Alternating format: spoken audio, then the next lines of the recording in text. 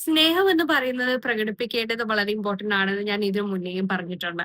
നിങ്ങൾ നിങ്ങളുടെ ലൈഫിലെ നിങ്ങളുടെ മോർണിംഗ് റുട്ടീനിൽ നിങ്ങൾ മസ്റ്റായിട്ട് ഇൻക്ലൂഡ് ചെയ്യേണ്ട ഒരു കാര്യമുണ്ട്.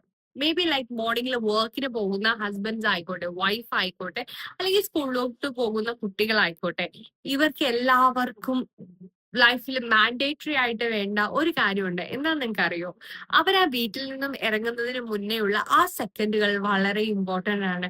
മേ ബി ലൈക്ക് നിങ്ങളുടെ ഒരു ഹഗ് ആയിരിക്കും, അല്ലെങ്കിൽ ഒരു കിസ് ആയിരിക്കും, പോയിട്ട് വാ എന്ന് പറയുന്ന സ്നേഹത്തോടെയുള്ള ഒരു വാക്കായിരിക്കും, ഒരു ശരിയായിരിക്കും. എന്താണോ അവരെ കംഫർട്ടബിൾ ആക്കുന്നത്, എന്താണോ അവരുടെ ലൈഫിൽ ഹാപ്പിനെസ് കൊടുക്കുന്നത്, അത് കൊടുക്കാൻ വേണ്ടി ശ്രമിക്കുക.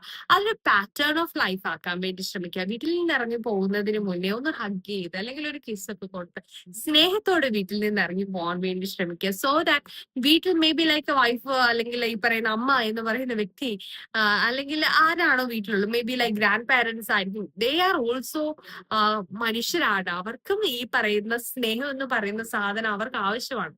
സോ അവർക്കൊരു ഉമ്മ കൊടുത്ത് അവരെ കെട്ടിപ്പിടിച്ചിട്ട് ഞാൻ വൈകിട്ട് വരാമെന്ന് പറഞ്ഞ് തിരിച്ചു പോകുമ്പോ അല്ലെങ്കിൽ തിരിച്ച് നിങ്ങൾ ചെല്ലുന്ന സമയത്ത് നിങ്ങളെ കാത്തിരിക്കുന്നവരെ നിങ്ങൾക്ക് കാണാൻ വേണ്ടി സാധിക്കും. ആ ഒരു 5 സെക്കൻഡിലെ നിങ്ങളുടെ കോൺവെർസേഷൻസ് നിങ്ങൾക്ക് ആ ത്രൂ ഔട്ട് ഡേ തരുന്ന സന്തോഷം പോലെ തന്നെ അവർക്കും സന്തോഷവും. അവര് ഈവനിങ് നിങ്ങളെ കാത്തിരിക്കും.